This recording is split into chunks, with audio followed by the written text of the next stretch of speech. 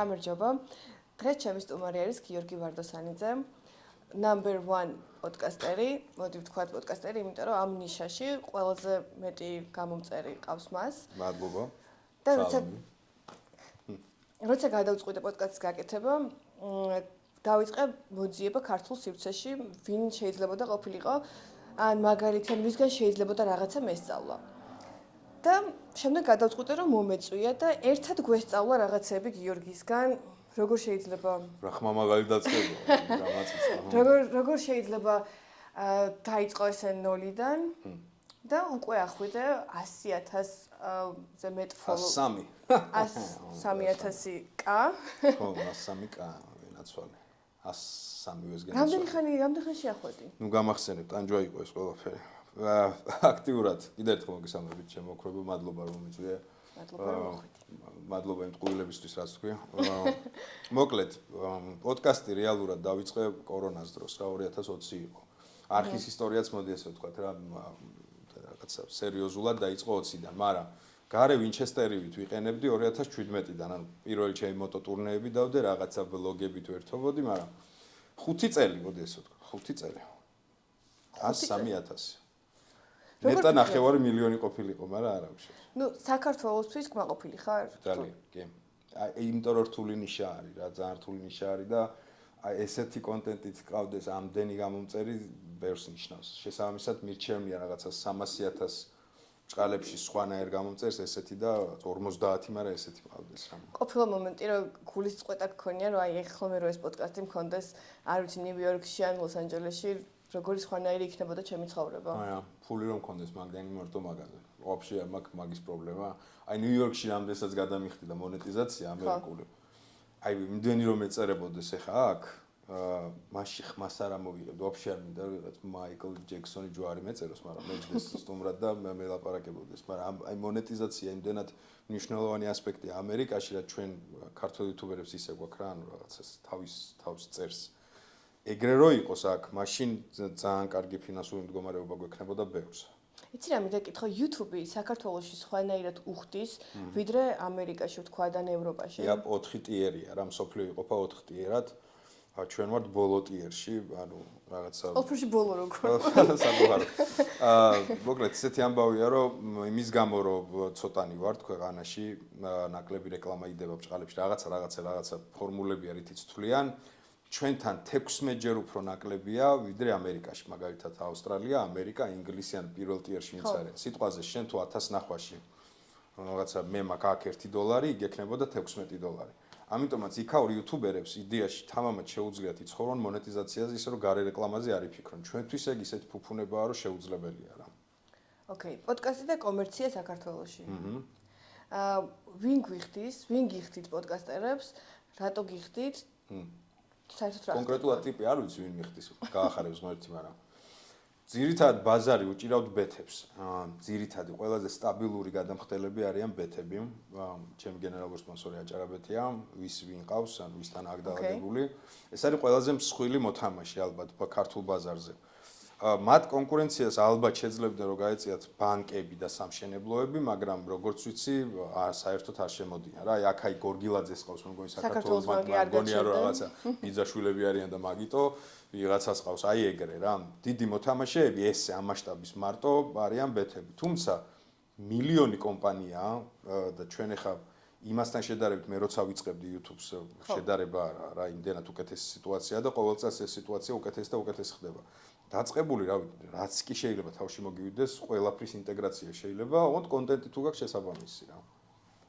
და შენი აზრით ბეთები ტელევიზიებიდან წამოვიდნენ, ხო? რაღაც ეტაპზე.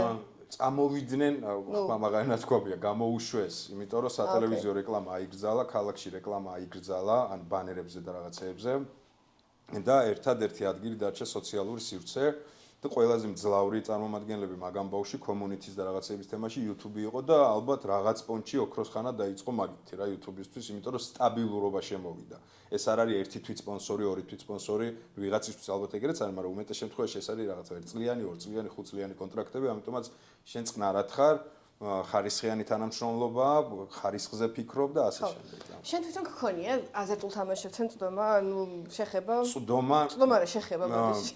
იყო პერიოდი, როდესაც ჩემ მეგობრებთან ერთად დავდიოდი აჭარას კაზინო რო არის სპორტ სასახლესთან რა. მაგრამ ეს გაგრძელდა აი რაღაც რამდენიმე მისვლა რა, შეიძლება ითქვას. მაგარი ჟმოტი ვარ. მეხუთი ძირითადად ეს იყო ხოლმე რომ მაიტა ეგასილარი ვეტყოდი, მაიტა აღარ გინდა, აღარ გინ წააგებ მაიტა ეგასილარი შეგინახავ. არ უნახავდი მე და ჯიბეში და მომქონდა სახში. აი დაახლოებით ეს რაღაცეებზე დამირტყავს თითები, რაღაცა ბლეკ ჯეკებიც მითამაშია, 2000-იან ყვავი მაგ გახსნილი, ორჯერ, გული რამის გამისკდა, რომ მითხეს რას ნიშნავდა, ვაფშე ვერ მივხვდი თავიდან. ხო და აი ესე რა, მაგრამ ისე არ ვარ ვაფშე მაგ თემაში აზარტული ტიპი რა. ძალიან მიხარია რომ არ ხარ, იმიტომ რომ ვფიქრობ საქართველოში ერთ-ერთი წამყვანი პრობლემაა. ლუდომანია ზოგადად ძალიან დიდი პრობლემაა, აბა რა. იმიტომ რომ ადამიანებს მუშაობის გარეშე ალბათ უნდათ ფული, თავიდან იწყება მაგ პრინციპით. ხო, easy money-ის პრინციპი არის, ესე გონია ყოველ შემთხვევაში რა და შემდეგ წაგებას აღარ ითვლიან, მხოლოდ მოგებას ითვლიან. ხდები რომ ისე მოიწამლე რომ მე მინახავს ჩემი რაღაცა უამრავი ახლობელი ისეთ პრობლემებში, ისეთი მოწამლულები, ისეთი სახეცვლილები, რომ ვერცნობ ადამიანს. მადლობა ღმერთს ყველა გამოძვრა. მეტნაკლებად უმტკივნეულოთ რა, მაგრამ მე მახსოვს ეს რას ნიშნავს რა, ეს არაფრით არ ჩამოვარდება სხვა რაღაცებს. ამიტომაც მე ვთვლი რომ ეს არის ერთ-ერთი გართობა, ოღონდ ამ გართობის ბოდიშზე ერთი ადგილი უნდა კონდეს და უნდა იაზრებდე რომ ეს არის გართობა რა. და არასოდეს არ უნდა მიხვიდე სათამაშოდ ბოლო ფულით, ბავშვის წამლის ფულით, რაღაცა ცოლის ექიმის ფულით, ანუ მაგ დროს გქონია რომ ყველაზე არასწორ რაღაცას აკეთებ თავიდან. თუ გაქვს იმის შესაძლებლობა რაღაცა თავისუფალი 100, 10, 5, 10,000 მნიშვნელობა რაღაცა კუში გიდევს და იაზრებ რომ ეს არის პროსტა არაფერი შენთვის, მაშინ გაერთე სიტყვაზე, მაგრამ სხვა დანარჩენ შემთხვევაში აწონ, იმიტომ რომ ძალიან ცუდად თავდება რა. კიდე რა პლუსი აქვს პოდკასტს? ანუ გარდა იმისა, რომ შეიძლება იპოვო სპონსორი, თუ გაქვს ბარტერული შემოთავაზებები? პოდკასტში არა, პოდკასტში ბარტერებს არ ვაკეთებ ხოლმე, ეს არის ჩემი ძირითადი ნიშა. ბარტერისთვის მაქვს ვლოგები და სიტყვა ბარტერს ვენაცვალებ, ვფიქრობ ტატუს დავიწერო და ისე მიყვარს.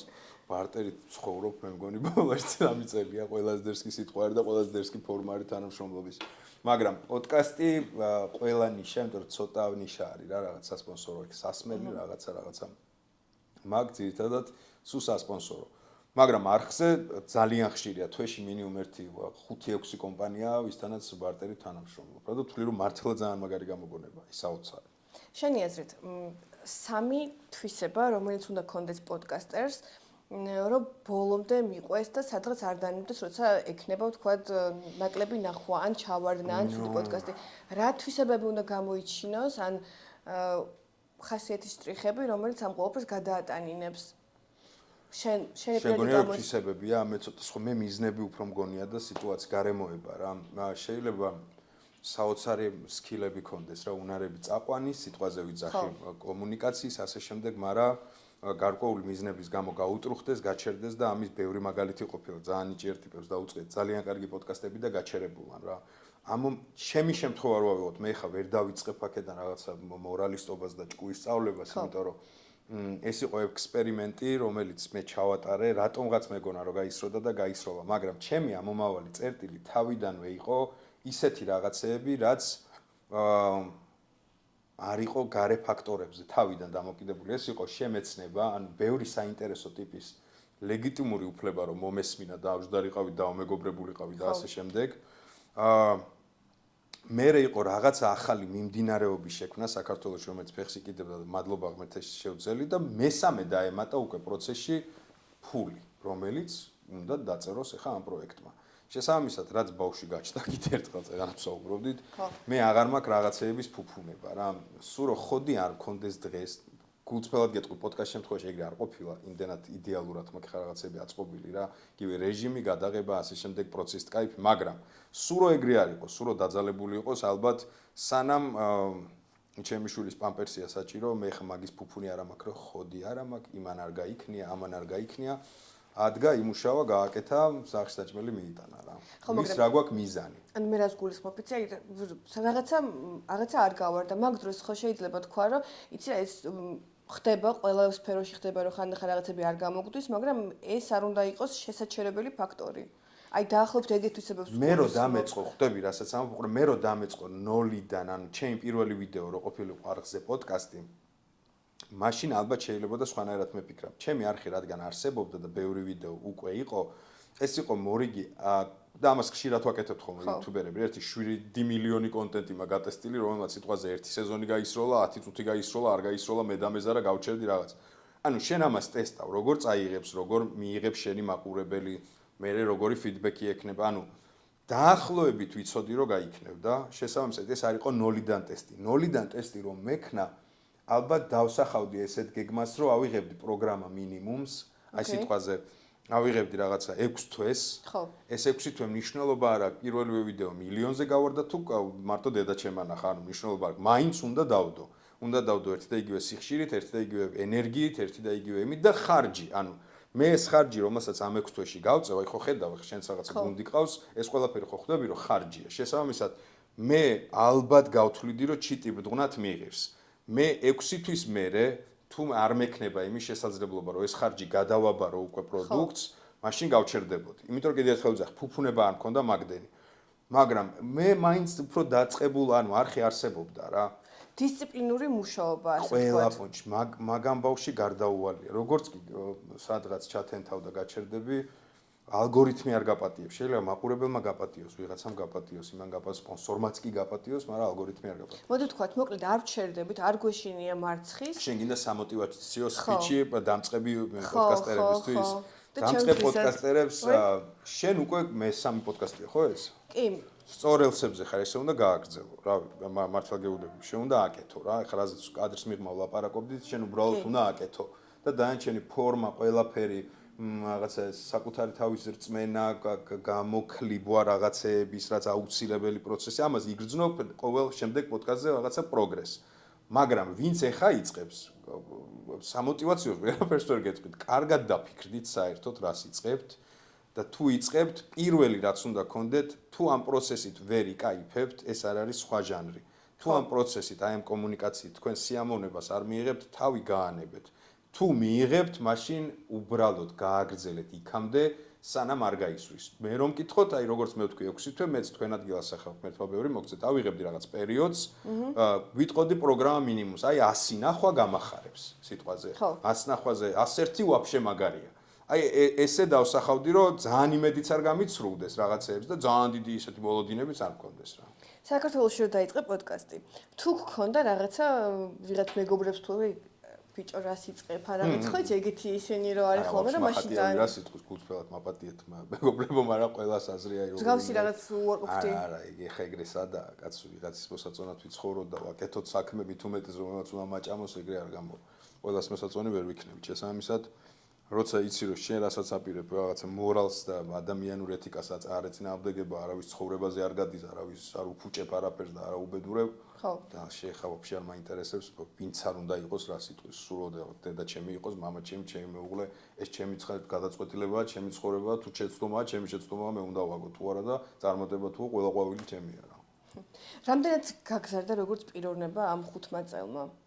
5 წლის წინანდელი გიორგი. პოდკასტის გარეშეც ალბათ გავიზრდებოდი, სიბერისკენ გადავაბიჯე უკვე და ბავშვს თავის. მენტალურად გაზდას გულისხმობა. არ ვიცი ჩემო ოქრა. ალბათ წარმოიდგინე 150 საინტერესო ადამიანი. ნუ გასაგებია ვიღაცები მეორე წრეზე იყვნენ, იქ ბევრჯერ ჩემი ძმაც იყო, მაგრამ რა მნიშვნელობა აქვს? ძალიან ბევრი, ძალიან დიდი ადამიანის, საინტერესო ადამიანის თავის საქმის, აი როგორი პროფესიით იმედი რომ შეიძლება მასტერკლასი ჩავიტარე საკუთარ თავზე რა.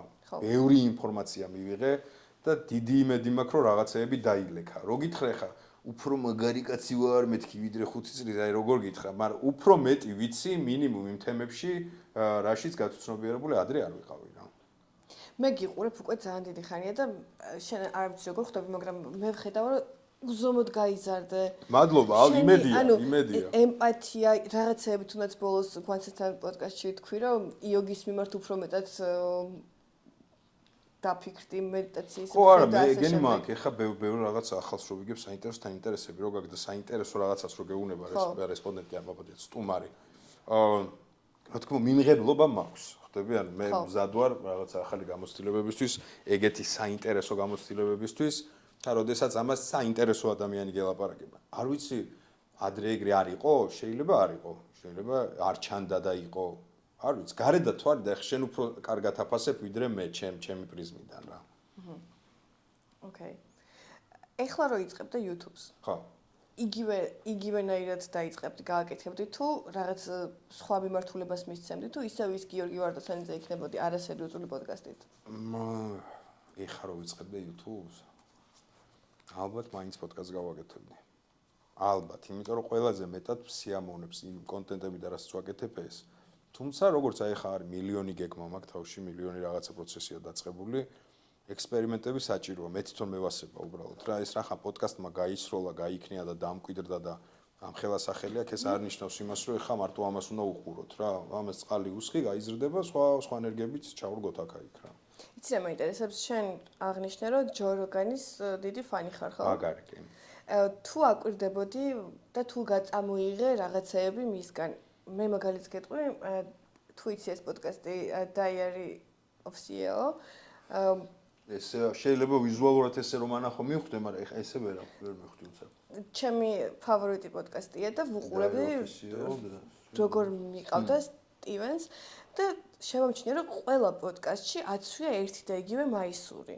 და ანუ თავისი თავი როგორც წამყვანი, ანუ გამქრალი აქვს მაგით. ხვდები ხო? ანუ როგორ ხდება? მაისური მაგას გამოხატავს როგორ. ანუ მხოლოდ შავი მაისურიც ყველა პოდკასტში აბსოლუტურად, ანუ მთელი ყურადღება მაგით, ანუ თავი, ანუ მაყურებელი აღარ უყურებს წამყვანს და უყურებს მხოლოდ და მხოლოდ სტუმარს. ანუ შენ თვლი რომ სიტყვაზე მაისურის გამო შეიძლება და მაისური, ნახე, ფსიქოლოგიური მომენტი არის, რომ თავი აქვს ჩამქრალი რა, ფოტოგრაფიის არის ეგ, რომ მოდელს ანუ ვაქცობენ. გამოწყებილი პიჯაკში რომ მჯდარიყო, გონია ეგ რამის ნიშნავს? არა, მე გეკითხები უბრალოდ, ხო ხდები?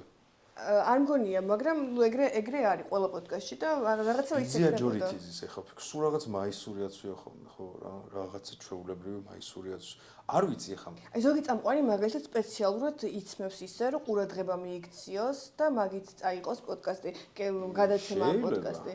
არ ვიცი, მე თუ მაგამდე მივედი რომ ტანსაცმელი უნდა გახდეს საინტერესო, ესე იგი ბოდიში და დანძრეული მაქვს. ანუ ჩემ შემთხვევაში ტანსაცმლის გამო თუ მიყურებ, გადართეთ, გათიშე, დამწვით, ანუ ხო, ანუ რაღაცა ეგეთი ფანდი თუ გაქვს, რამე როგორც თქვა და აი ამ პოდკასტის წამყვანს აქ რომ თავის ან მხოლოდ შავი მაისური ყოველ შემთხვევაში გეფიცები გააზრებულად არა. შეიძლება რაღაცა ალბათ იმდენად ვაფასებ, იმდენად თვლი რომ საოცარი ტიპი არის, რაღაცა ინსპირაცია ალბათ შეიძლება ქვეცნობიერმა მიიღო, მაგრამ გააზრებულად არა. ანუ სტილისტურად რო გადახედო ჩემ პოდკასტში ესეთი სათვალე ალბათ, მაგრამ სათვალე ვინც არის ის ან პრობლემა მაქვს თვალზე რა და იმიტომ მიკეთია რომ აი შუქი ახლა ისე რომ მოხდეს ვიჯდები აი ესე.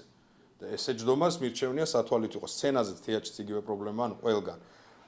და ალბათ ქუდი, მაგრამ ეს პროსტა ცხოვრებაშიც ესე მოძრაობ რა. არაფერი პოდკასტისთვის, მოდი ესე ვთქვა.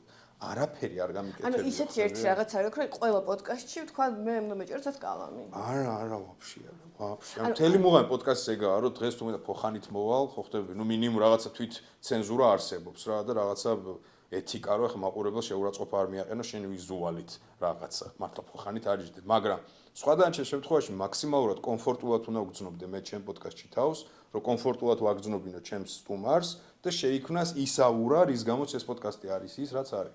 შენთვის მთავარი სტუმარია თუ მაყურებელი? სტუმარს ჩააგდებ უხერხულ მდგომარეობაში იმის გამო რომ აი პოდკასტი გამოვიდეს? არავითარ შემთხვევაში რა. ვაფშე არ მაღელვებს მაგ გაგებით თუ მიყურებს მაყურებელი, ჯობია დღესვე ან subscribe-ს დააჭიროს, თორე არც ერთი უხერხული სიტუაცია არ მიღირს ჩემი სტუმრის, ეს არ არის ყვითელი პრესა. მე არ მომყავს იმისათვის რომ რაღაცა ამაზე ველაპარაკო რა.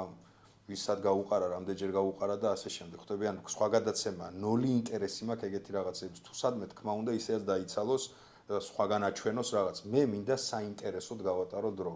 თავიდანვე სტუმარი რომ მოდის, ყველა სტუმარმა იცის რომ ერთ და იგივე რაღაცას ვეუბნები რომ მე არ ვგეგმავ პოდკასტს, არ ვიცი საით წამიღებს, თუ არის რამე თემა, რაზეც შემთხვევით რომ გადამეხვიოს არ გაგისწორდება დისკომფორტი გექნება, მითხარი. იმიტომ რომ ვცდილობ რომ არ დავჭრა პოდკასტი, ხვდები, იდეურად. რა ეხლა შეიძლება მონტაჟში რაღაცა ის ტექნიკური პოჭრა გავაკეთო, ტექნიკური ხარვერის გამო, მაგრამ არ მიღირს არც ერთი გულნატკენი ჩემი სტუმრის წამი, რაღაცა 100 მილიონ ნახვად, ანუ ერთი წამი არ მიღირს. თუ მაგას მეკითხები ვაფშე არა რა. ოკეი. შენი აზრით ჯო როგანს ტრამპი რატო უზის ეს როგორ უზის რა არის მაგათი ლეიტმოტივი? ჯო როგანი განასახიერებს ალბათ სიტყვა პოდკასტ ჩემთვის, ანუ ვიძია ჯოს დამსახურება, რომ ალბათ ნახევარ პლანეტაზე პოდკასტებია, ყველაზე დიდი პლატფორმაა, ტიპი, ანუ ყველაზე დიდი აუდიტორიით არის, ალბათ ტრამპი იმის გარდა რომ ალბათ რაღაც პირადი მეგობრობა თუ მაკაცობა თუ რაღაც აკავშირებთ, იმასაც იაზრებს, რომ მასთან სტუმრობა ნიშნავს გახვიდე უზარმაზარ რაოდენობაზე და ასოცირება რომ ბიძია ჯო გაუღიმებს სიტყვაზე ან მის დამი გამოაჩენს პოზიტიურ რაღაცა დამოკიდებულებას, ეს ავტომატურად იქნება დამოკიდებულება ტრამპის მიმართ. ხვდები? ანუ ტრამპი მოიგებს ამით მაყურებს. ალბათ მაგიტომ მივიდა. ტრამპს უფრო აწყობს ჯო ვიდრე ჯოს ტრამპი? ზუსტად იცო. ეხლა უკვე რაც ინაუგურაცია მოხდა, არ ვიცი ვინ ვისაწყობს, მაგრამ იქ როცა მივიდა ტრამპი, ზუსტად იცოდე რომ ჯოს ნაღდად არ ჭირდება და ჩემი საქებარი წარაფერი არ ჭირს, ანუ მართლა არ ჭირდებოდა ჯო როგანს ეგ პონტი რომ აი ტრამპი მყავდა. სიტყვაზე გეუბნები, ანუ ჯო როგანი ისედაც ჯო როგანია. ან ფიქრობ რომ პოდკასტერს შეიძლება იმხელა ძალაუფლება ქონდეს, რომ საქართველოშიც თუნდაც რომ მაგ მასშტაბის მნიშვნელობას ანიჭებდნენ მის აზრს. აი ვთქვათ, შენ მოიწვია პრეზიდენტი და პრეზიდენტი ძალიან ბედნიერია რომ შენთან ზის. აი ეგეთ ლეველზე შეიძლება რომ პოდკასტერი ავიდეს საქართველოში? პოდკასტი ეგ ხო ისეთ თემა, ნებისმიერი ადამიანი შეიძლება რაღაც ცით ავიდეს რა. არ ვიცი, იმედი მაქვს. მე ძალიან მინდა რომ სიბერეში ბიძია ჯოს ხელა როცა ვიქნები, მქონდეს იმხელა რაღაც ავტორიტეტი სიტყვაზე, რომ ვიღაცა ბჭყალებში პოლიტიკოსა ნებისმიერ ადამიანს უსწორდებოდეს ჩემთან მოსვლა. ახლა საქართველოს პრეზიდენტი რომ ყავდა დარწმუნებული ვარ ბატონ გიორგის შეიძლება არც იცოდა, არა, ალბათ იმედი მაქვს, იცოდა ვის თამოდიოდა, მაგრამ ეგ პონტი არ ქონდა რაც ტრამპს. ხო ხვდები? ანუ ყავდა გიორგის თურმე? კი, ყავდა ერთადერთი პრეზიდენტი ჯერჯერობით. ძალიან მინდოდა მელაპარაკა შენთან ტოქსიკ მასკულინობაზე, რომელიც საქართველოში ძალიან მეფობს. ხო, წეგანაც მითხარ. რომელიც თითქოს შენში არ არის. მოდი, ერთ ენაზე რო ვისაუბროთ. ხო. ჯერ მოდი ჩამოყალიბდეთ ვინ რას ეძახის ტოქსიკ, მაპატიეთ რომ მიკროფონს ეხლა ალბათ ვაჩხავნებ და მაყურებელი ლანძღავთ, მაგრამ მაპატიეთ, ქანჩალაობს. всё. რას ეძახი ტოქსიკ მასკულინობას თუ მასკულანობას თუ რაჯანდაბას? ანუ კაცს აქვს აღებული მთელი ძალაუფლება სახლში, როგორც ყველაფერი მას უნდა ისე არის. თითქოს ცოტა ტირანია, არ აქვს უფლება რომ იყოს სუსტი და ანუ არის ეს ოჯახში თუ სოციუმში? ოჯახში, სოციუმში ყველაზე მეტ ფულს შოუ, ანუ ალფა მეილ არის ასე რომ ვთქვათ. შენ თვლი რომ ესეა? ანუ ესე არის ხო? ეს ნიშნავს. არა, რა ნიშნავს კი ბატონო, შენ თვლი რომ ეგრე ხო, არის? შენთვის რას ნიშნავს ხო? არ ვიცი რა, ძალიან მგონია რომ ესეთ თემა არის, ვისთვის რა არის. აი ასპექტი რომელიც შენ თქვი, რომ კაცი ყოველთვის უნდა იყოს ძლიერი და ნაკლებს ლაპარაკობდეს და ემოციას არ გამოხატავდეს. რამდენად ტოქსიკ არის, არ ვიცი. ტოქსიკ ალბათ შეიძლება თვითგრევისთვის არის რა. თვითგრევისთვის და მე ქალთან მიმართებაშიც ქალთან მიმართებაში აი ბოდი მითხარი რატო? იმიტომ რომ თავის სისტემს არ გამოხატავს და ყველაფერს აი ანუ ხალი ყავს რაც მეორე ხარისხოვანი. როგორც საქართველოში არის ალბათ თქვას იმ ქალბატონმა ვისაც ჩემი სიტყვაზე მეუღლე ან დედა ქვია, ან მეგობარი ქვია, ვისთანაც მაგ შეხება, ჩემი პრიზმიდან რთული იქნება ამის თქმა რა. რაღაცეებში აბსოლუტურად გეთანხმები. კაცებისთვის და ეს ცუდია, აი ხა ის ასპექტი რაც მე ძალიან მткиვა და ძალიან მაწუხებს, ის რომ კაცები არ ტირიან, არ ლაპარაკობენ, ასე შემდეგ, ეს ალბათ ესე არის, რაღაც პონჩი ალბათ საჭიროც არის, მაგრამ რაღაც პონჩი არის ისევ კაცებისთვის დამღუპელი, იმიტომ რომ განსაკუთრებით ბოლო დროს სამწუხარო რეალობა სტატისტიკა სუიციდის იმ ხელაზეა აწეული და მგონია რომ ძალიან ბევრი შემთხვევაა ის, რომ ადამიანს მამაკაც უბრალოდ ხანდახან უჭირს დაცლა რა. ძალიან უჭირს და უჭირს თავის მეორე ნახევართან დაცლა და ეს არა იმიტომ რომ სიტყვაზე არ ენდობა მეორე ნახევარს, ვერ გაუგებს მეორე ნახევარი ასე შემდეგ. უბრალოდ რაღაცეებში არის სხვაობა, გინდა არ გინდა აღქმაში და ყველაფერი რაც არ უნდა გააჟღერო, ხანდახან არ არსებობს ადრესატი რომ ეს გაიგოს. რაღაცეები შენი გადასახარში არის, ვიღაცები ამას უძლებენ, ვიღაცეები ვერ უძლებენ. ქალებს საბედნიეროდ, კიდევ ერთხელ ვიძახი, აქვთ ეს რომ ემოციურად მათ შეუძლიათ რომ დაიცალონ. კაცებსაც აქვთ, მაგრამ უფრო ნაკლებად, სამწუხაროდ რა. ძალიან მიხარია რომ ამ კუთხით შემოატრიალე ის თემა, რომელიც თითქოს მე სხვა მხრივ დავიწყე. იმიტომ რომ კაცებს რო ქონდეთ გამოხატვის საშუალება, ის რო იყვნენ ის ვინც უნდათ და საზოგადოებამ როგორც აღზარდა იმ ყველაფრის მიღმა იყვნენ ემოციურებით, სუსტებით, როცა საჭიროა, ამ ხელაწნეხი არ დააწვებოდათ თავზე ხო, ალბათ როგორც ზირა ალბათ მამაკაცის ყველაზე დიდი სევდა რა არის, იცი? ჩემი პრიზმიდან დანახული, რასაც ხვდები ასაკში, რომ ყველას ბოდიში და ფეხებზე კიდია რა. როგორც კი ამას გაიაზრებ, რომ ყველას შენი ტკივილი ფეხებზე კიდია, აქ ემპათიაზე არ მაქვს საუბარი, ემპათია შეიძლება გამოხატოს. ძირითადად შენი გადასაწყვეტია რაღაცები. აი როგორც კი ამას მამაკაცი გაიაზრებს, ალბათ უფრო ნაჭუჭიც მაგრდება. ხვდები რომ ხანდახან, აი აზრი არა აქვს რა. ეს შეცდომაა. მე არ ვიძახი რომ ეს კარგია, მე მგონია მე ჩემსას გამოვხატავ რა. მე მგონია რომ რაღაცეები ჩემი გადასალახია, ჩემი თავში სატკივარია, გასავლელია, რაც არ უნდა გავაჟღერო ყველაზე ძვირფას ადამიანებთან, საპირისპირო სქესთან აზრი არა აქვს და არა იმიტომ რომ ვერ გაიგებენ, გულშემატკივრები არ იქნებიან, ემპათია არ ექნებათ, არა. უბრალოდ რაღაცეები სხვადასხვანაირად გრძნობათა ბუნება გვაქვს აწყობილი, მე სხვანაირად განვიცდი, მე სხვანაირად ვალაგებ, ამიტომაც აი ეს რაღაცა თითქოს მარტოობა ძიმეა, რთულია, რაც უფრო ასაკი გემატება, პასუხისმგებლობები გემატება, უფრო იზრდება და მაგრდება და მყარდება, ვინ როგორ უმკლავდება, ვირის ხარჯზე უმკლავდება, მაგაზე არის, მაგრამ ყოველთვის ჯობია დამარცხდე, მაგ ლოგიკით დამარცხდე და თქვა სიტყვა მიშველეთ და მიშველეთ არ ნიშნავს მარცხს. ანუ ყველაზე დიდი შეცდომა რაც გონია რომ კაცს ესმის არის რომ სიტყვა მიშველეთ არის მარცხი. მიშველეთ ნიშნავს იმას რომ შენ პირიქით ვერ ეგუები ამ მარცხს, არავითარ შემთხვევაში არ გინდა მარცხის მიღება და გინდა რომ გაიმარჯვო და ამაში გჭირდება შველა. აი ამის გააზრება და ამის გარდატეხვა არის ყველაზე რთული. მეც გამივლია, ალბათ კიდე გავივლი და ყველა მამაკაცი გადის რა. ანუ საზოგადოებამ თუ რაღაცა წნეხის ქვეშ მოგაქცია, აუცილებლად გამოდი ამ წნეხისგან, ემოციის გამოხატვა არ არის სირცხვილი, შეგიძლია იტირო, შეგიძლია იყოს სუსტიც. და უბრალოდ იყო ის ყველას თავისი აქვს რა, ყველას თავისი აქვს, ხო ხდები? მე არ მინდა რომ რაღაცეების თქმა მარტივია რა. ერთხელ ვიძახე, ძალიან მარტივია უთხრა, ნუ იქნები ადამიანს სევდიანი. სიტყვაზე გეუბნები, ნუ იქნები სევდიანი. მოიხოდე, დილით ცივწყალში იბანავე, მერე ვარჯიში დაიწყე, ეს ყველაფერი არის სადღიგრძელო რა. სადღიგრძელოების თქმა ძალიან მარტივია. ხო, და გამოიძინე და ასე. აი ამ ყველაფერს კი ბატონო, ვინმეს თუ ეს უნდა რომ სამოტივაციო სპიჩად მიიღოს, ეს იქნება უყალბეს ჩემი სპიჩი, იმიტომ რომ არაფრით გამყარებული არ იქნება. ეს არის სადღიგრძელო, რომელსაც პროსტა აქნებ წინ და უკან. არ ვიცი, თუ გაქვს სირთულე, როგორმე ეცადე მოაგვარო. თავარი ალბათ უნდა მიხვდე იმას, რომ პროსტა გაჩერება არის დამღუპველი. ანუ ნიშნულობა არ აქვს, რას არ გაჩერდე. ანუ უმოქმედობა არის პირდაპირი რეგრესი. სუდად ხარ? ხდება ხოლმე. ყოველთვის კიდე უფრო უარესათაც იქნები, მაგრამ აუცილებლად კარგათაც იქნები. ეგეთი ბალანსი აქვს ცხოვრებას. დღეს ეგრე ხარ, ხვალ ეგრე ხარ. თუ კარგად ხარ, გეშინოდეს რომ გაივლის, აუცილებლად გაივლის და ცუდი პერიოდი გექნება. ცუდად ხარ, ეგეც გაივლის, არა უშავს. პროსტა არ გაჩერდე. სხვა დანარჩენი არის სადღიგრძელო, ვერაფერს ვერ ვიტყვი ფორმულებს, რომ 7-ზე ადექით ვაიწე არას თქვი და ჯანსაღად იკვებე და კი ეგ ყველაფერი კარგია, მაგრამ ესე ყველაზე არ მუშაობს რა. რომელიმე დახურული წრე გაარღვიე? რას ეძახი დახურულ წრეს? აი არ ვიცი, ნებისმიერი დახურული წრე, რომელიც გაწუხებდა და შენი პოდკასტით ამ თემაზე ილაპარაკე და გაარღვიე. ან შენი ცხოვრებით რაღაცა იყო, რომელიც გაწუხებდა და გაარღვიე. თუ გახსენდება რამე ესეთი? ცხოვრებაში ალბათ ბევრი, მაგრამ პოდკასტში არ მახსენდება, რომ მაგის სურვილი მქონოდა ან საჭიროება ყოფილიყო.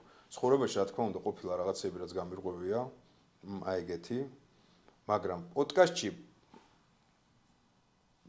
შეიძლება იყო და აი კათარზისი მქონდა და მე არ მახსოვს, მაგრამ რაღაცა უფრო საჭიროება არ ყოფილა რა. არ წაიღო იქით დიალოგმა, მოდი ასე ვთქვით. მე არ ვჯდები პოდკასტის წინ იმ განცდით, რომ მე დღეს უნდა რაღაცა მაწუხებს და უნდა დავიცალო თუ რაღაც, ანუ არ მაქვს ეგ საითად, თუ მაკეთკენ წამიღებს და რაღაცა სენსიტიურ შეეხება და ეს ავტომატურად მე რაღაცაში დამცლის იქვე, კი ბატონო, მაგრამ გეგმა რომ დღეს მე კაი ხასიათზე ვიყო პოდკასტში ან დავიცალო პოდკასტში არასოდეს არ მქონია. ან გქონია რა ისეთი პოდკასტი გახსენდება, რომ ისეთი ინტენსიური საუბარი იყო, რომ გამოხვედი აი და რაღაცა თითქოს აი რაღაც ახალი εν რაოდენობით 80% პოდკასტების ყოფილა ეგეთი, რომ გამოდიოდი მიხაროდა რომ ეს გადაწყვეტილება მივიღო.